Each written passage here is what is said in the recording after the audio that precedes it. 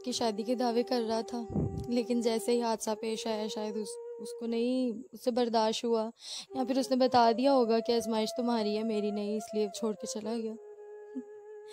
ऐसा कब होता है कि किसी के साथ अच्छा वक्त गुजारा और कोई भूल जाए, लेकिन इग्नोर करने की कोशिश करती हूँ कि अल्लाह खुश रखे फिर भी उसको, उसके घर वालों को, उसके पेरेंट्स को, उसकी बहनों को, जिसके लिए उसने मुझे छोड़ा, या जिस दूसरी बंदी के लिए उसने छोड़ा, या बच्चों को। मैं आपको पता है मैं सबकी फेवरेट थी। मैं हाँ जी ज़रूर, मैं अपने लिए जी के दिखाऊंगी और उन लोगों को भी दिखा दूंगी कि जो समझते थे कि ये तो सिर्फ एक वेस्ट है, कचरा है, गार्बेज है, ये हमारे लिए किसी काम की नहीं है। मैं उनको दिखा दूंगी कि मैं इतनी भी वेस्ट नहीं थी, कि अब मैं अपने काबिल भी नहीं थी कि मैं अपने काम कर सकती।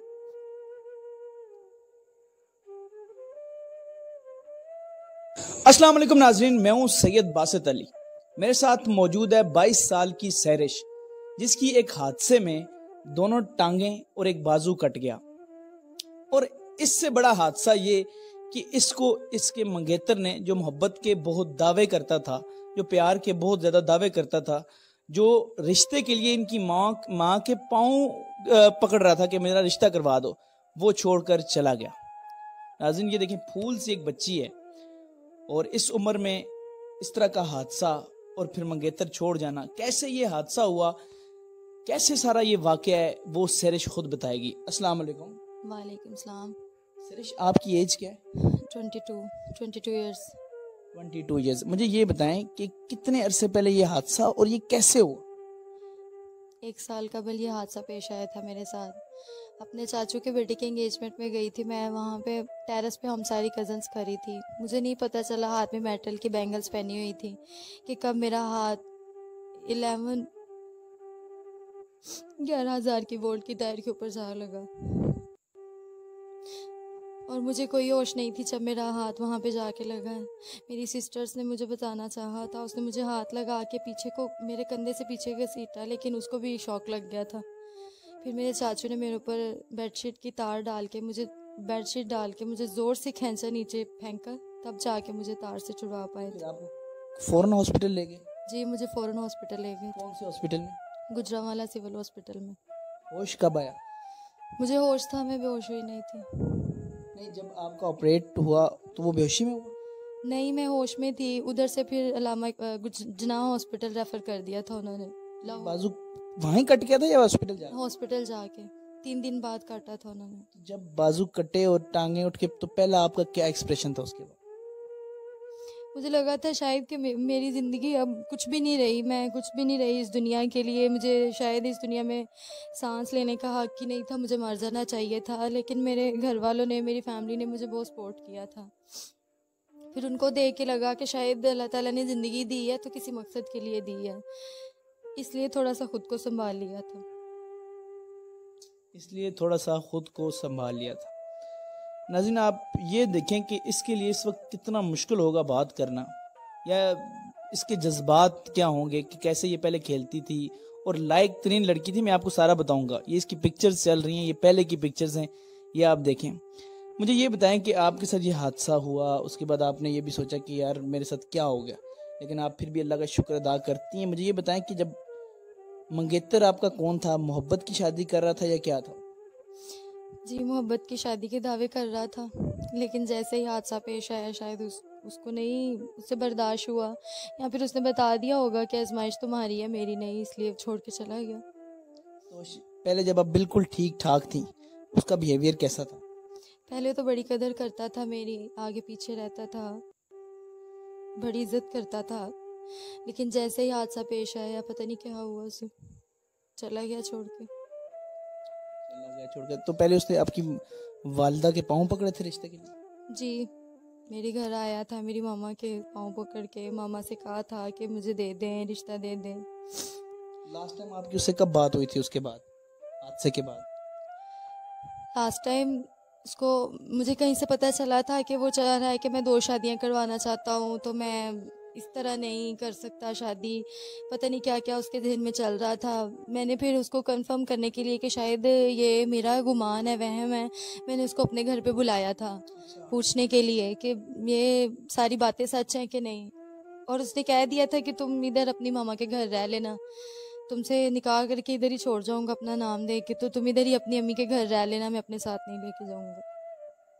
हादसे की फौरन ऐसी बातें उसने शुरू कर दी? नहीं, हादसे के बाद मुझे दिलासा देता रहा है, मेरे साथ बड़ा अच्छे तरीके से पेश आता रहा, हमदर्दी करता रहा है। शायद इसलिए कि मुझे जब तक पर 30 फीट नहीं मिलते, कि अगर मैं उसके साथ इतनी देर उसकी बात मानती रही हूँ, इतनी अच्छी रही हूँ, तो क्या वो मेरे लिए 2-3 महीने कॉम्प्रोमाइज़ नहीं कर सकता। शायद ये सोचा होगा कि इसके पास फीट आ जाएंगे, ये चलने फिरने लग जाएगी, तो फिर मैं इसको छोड़ दूँगा, या फिर ये बर्दाश्त कर लेगी, इसलिए छोड़ गया जब उसको पता चला कि ये चलने फिरने के लायक हो गई है।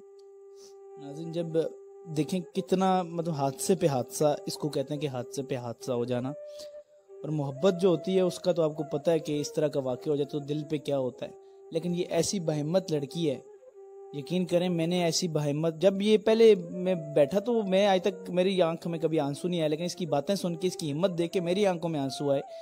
इसने कितनी हिम्मत से जो है वो सारा कुछ किया। इसने अपने घर के लिए, आप सुना है मैंने, आपके घर का सारा खर्चा खुद करती थी? जी, मैं बहुत रिस्पॉन्सिबल थी। मैं बीएससी डबल मैथ्स के फ़ौरन बाद, मेरे रिज़ल्ट भी अभी नहीं आए थे, तो मैंने जॉब स्टार्ट कर दी थी। उसके बाद मैंने अपनी मामा का बहुत हाथ बटाया हर लिहाज से, घर के कामों में। मेरी मामा भी जो है वो ड्यूटी करते थे, जॉब करते थे। फिर मैं छोटी सी थी एज में, 8 क्लास में थी जब से मैंने अपने घर को संभाला अपनी मामा के साथ। हर लिहाज से उनके साथ कॉम्प्रोमाइज़ किया। फिर अपने जितनी मेरी सैलरी होती थी सारी ला के अपनी मामा को देनी। मैंने कभी अपनी सैलरी में से 1 रुपया तक भी खुद नहीं था लिया। मेरी मामा अगर दे देते थे तो ले लेती थी, खुद नहीं कभी लिया था। मैं हर लिहाज से हर एक बंदे के साथ कॉम्प्रोमाइज़ करती थी, रिस्पॉन्सिबल थी। लेकिन मैं बस, मुझे ये दुख होता था कि या अल्लाह पाक, मैंने कभी किसी के साथ बुरा नहीं किया, कभी किसी को दुख नहीं पहुंचाया। मेरी ज़िंदगी में मेरे साथ जो हादसा पेश आया था मेरी अपनी ज़ात के ऊपर, वो मुझसे बर्दाश्त हो गया। लेकिन जब कुछ लोग छोड़ के जाने लग गए, मेरे अपने, जो कि मुझे लगता था कि मेरे अपने हैं, फिर उसके बाद से मेरी बर्दाश्त ख़त्म हो गई। लेकिन जब उसके बाद 2-4 3-4 महीने गुजरे, उसको छोड़े हुए भी 4-5 महीने हो गए हैं, 6 महीने, तो मैंने ये देखा, सोचा, ऑब्ज़र्व किया कि हर शख्स छोड़ के चला जाता है ज़िंदगी में, लेकिन अल्लाह की ज़ात ऐसी है कि जो आपके साथ हर हर हर हालात में आपके साथ रहती है। तो मैंने बस इस सोच के साथ कि अल्लाह की ज़ात मेरे साथ है ना, तो मुझे दुनिया वालों की क्या ज़रूरत है। ज़िंदगी गुजारने के लिए ज़रूरी तो नहीं कोई लाइफ पार्टनर हो, पेरेंट्स हो, बहन भाई हो। ज़िंदगी अल्लाह के भरोसे भी गुजारी जा सकती है, दूसरों की मदद करके, हेल्प करके। मैं चाहती हूँ कि मैं अपनी ज़िंदगी में अपने जैसे दूसरे लोगों के लिए मॉडल बनूँ, एक मिसाल कायम करूँ, एक नमूना बनूँ, और उनको दिखाऊँ कि जो लोग डिसेबल हो जाते हैं, जिनके साथ मेरी तरह हादसात हो जाते हैं, इंसिडेंट हो जाते हैं, वो लोग स्पॉइल नहीं हो जाते, वो भी कुछ कर सकते हैं, वो दूसरे लोगों की मदद कर सकते हैं, वो उनके लिए मिसाल बन सकते हैं। मिसाल बन सकते हैं। तो याद आती है पुराने लम्हात? ऐसा कब होता है कि किसी के साथ अच्छा वक्त गुजारा और कोई भूल जाए, लेकिन इग्नोर करने की कोशिश करती हूँ कि अल्लाह खुश रखे फिर भी उसको, उसके घर वालों को, उसके पेरेंट्स को, उसकी बहनों को, जिसके लिए उसने मुझे छोड़ा, या जिस दूसरी बंदी के लिए उसने छोड़ा, या जो भी उसने सोचा, अल्लाह ताला फिर भी उसको खुश रखे। मैं उसको कोई बददुआ नहीं दूंगी, कोई उसको गलत अल्फाज उसके लिए नहीं बोलूँगी। मैं कौन होती हूँ किसी के लिए कहने वाली। कितना बदनसीब होगा ऐसा शख्स, मैं तो यही कह सकता हूँ। आप चाहती हैं कि पुराने, जैसे पुराने आप चलती फिरती थी, बाजू थे, आपको वो लम्हे याद आते हैं खेलती थी दोस्तों के साथ, या कभी ऐसा फील होता है कि वो दोस्त हैं या कुछ इस तरह? जी, सारा कुछ याद आता है कि जब मैं जाती थी पढ़ाने के लिए बच्चों को, मैं, आपको पता है, मैं सबकी फेवरेट थी। मैं मैथ्स करवाती थी, कंप्यूटर करवाती थी, पूरे स्कूल की। मुझे बहुत उन्होंने अप्रिशिएट किया है मेरी बहादुरी के हवाले से। हर लिहाज से उन्होंने मुझे कॉल की है स्कूल ने कि आप दोबारा आए, और मैं दी ब्रांड स्कूल अलाइड में पढ़ाती थी, और उन्होंने मुझे वापस बुलाया है। जब मैं अपना एक्सपीरियंस लेटर लेने के लिए गई हूँ ना उनसे, अब दोबारा उन्होंने मुझे कहा है कि आप वापस आ जाएं। लेकिन मैं और 30 फीट से चल सकती हूँ, सीढ़ियाँ चढ़ सकती हूँ, अपने सारे काम करती हूँ, खाना बना सकती हूँ, बर्तन धो सकती हूँ, सफाइयाँ, हर काम, इवन दैट की रोटी भी बना सकती हूँ एक हाथ से। लेकिन मैंने उनको ये कहा था कि जैसे लेक्चरशिप होती है, छत पे जाना पड़ता है, ऊपर नीचे आना पड़ता है, इसलिए मैं इतनी ज़्यादा स्ट्रगल नहीं कर सकती, मैं बैठ के करने वाला। जिंदगी का ख्वाब क्या था? मेरी ज़िंदगी का ख्वाब था कि मैं लेक्चरर बनूं, गवर्नमेंट की, प्रोफेसर बनूं, और कुछ करके दिखाऊं, और अपने पूरे ख़ानदान में से नाम निकालूं, और अपने मुल्क का नाम रोशन करूं। अब वो ख्वाब है ना? जी ज़रूर, क्यों नहीं। अब अगर मेरे जो दिल के ख्वाब थे, जो मैं चाहती थी कि ज़िंदगी इस तरह गुजारूँ, अगर वो नहीं रहे तो कोई बात नहीं, मैं अपने पुराने ख्वाबों के सहारे अपनी ज़िंदगी गुजार लूँगी। अब मैं दोबारा से अपने आप को स्टैंड करूँगी और वैसी ही सैरिश बन के दिखाऊँगी जैसी कभी मैंने अपने लिए सोची थी, इंशाल्लाह। अब अपने लिए जीना। हाँ जी, ज़रूर, मैं अपने लिए जी के दिखाऊँगी और उन लोगों को भी दिखा दूँगी कि जो समझते थे कि ये तो सिर्फ़ एक वेस्ट है, कचरा है, गार्बेज है, ये हमारे लिए किसी काम की नहीं है। मैं उनको दिखा दूँगी कि मैं इतनी भी वेस्ट नहीं थी, कि अब मैं अपने काबिल भी नहीं थी कि मैं अपने काम कर सकती।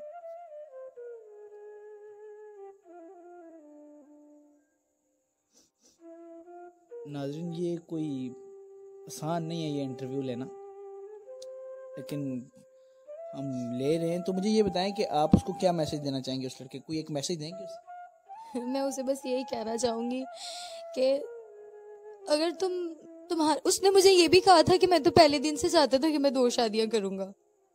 मैं बस उसको यही कहना चाहूँगी कि अगर तुम्हारे दिल में पहले दिन से ये बात थी कि तुम चाहते थे 2 शादियाँ करवाना, तो फिर तुम इंसिडेंट का क्यों वेट कर रहे थे? तुम मुझे पहले बता देते तुम 2 शादियाँ करना चाहते थे।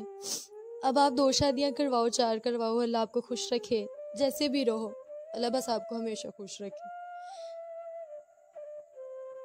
अल्लाह आपको हमेशा खुश रखे। आपने इसका भी ज़र्फ़ देखा होगा और आपने अपना ज़र्फ़ भी देखा होगा। हम आपको कुछ नहीं कह रहे इस वीडियो में, लेकिन यकीन करें वाकई बदनसीब है, ये मैं दिल से कह रहा हूँ।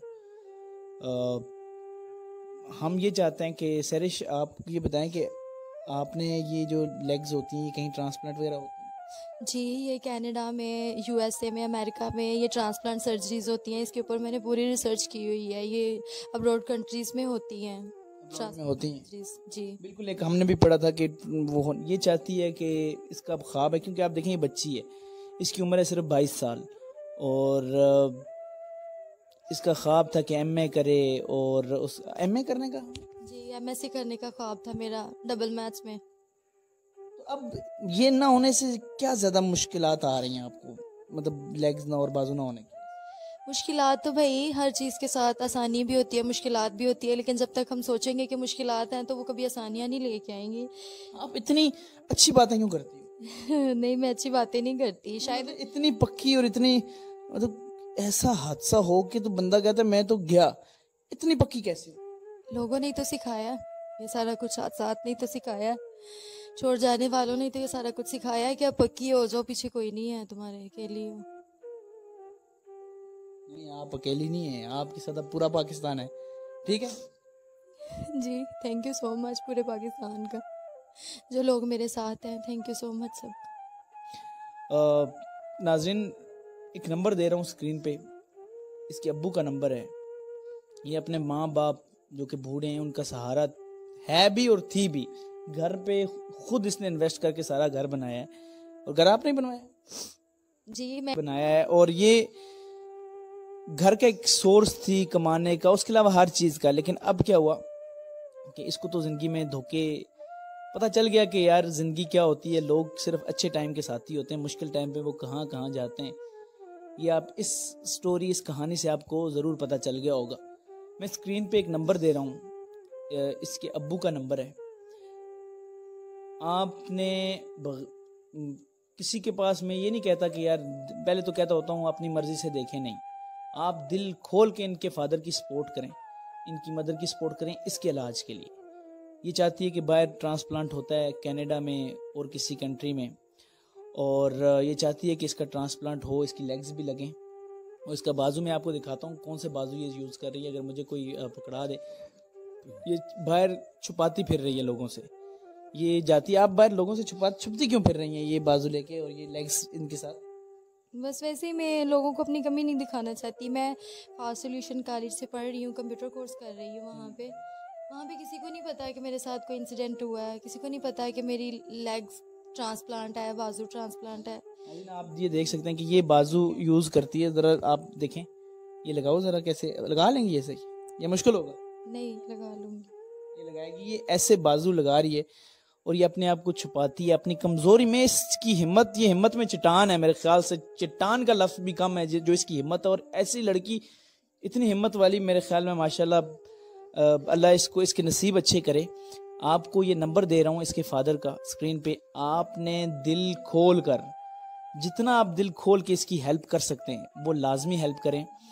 अगर कोई इलाज करवा सकता है, इलाज के लिए पेमेंट दे सकता है, कुछ भी, वो लाजमी इस नंबर पे हेल्प करें। चाहे अगर आप बाहर से भेजना चाहें, आप इनको बताएं भी, क्योंकि इसके वाल ये खुद समझती है वैसे, लेकिन इसके पेरेंट्स ज़्यादा उनको इतना इल्म नहीं होगा। अगर वेस्टर्न यूनियन के थ्रू भेजना चाहें या बाहर कहीं से, या इसको कोई मुल्क से बाहर बुलाना चाहे वो भी बुला सकता है। इवन कोई न्यूज़ के लोग, बाहर के लोग, BBC वो देख रहे हैं, वो भी कर सकते हैं और इस पर डॉक्यूमेंट्री बना सकते हैं इनकी हेल्प के लिए, इनकी फैमिली के लिए, ताकि ये चाहती है कि उन लोगों के लिए काम करे जिनको सब छोड़ जाते हैं। यही बात है जी, ऐसा ही है। कोई और मैसेज देना चाहेंगे?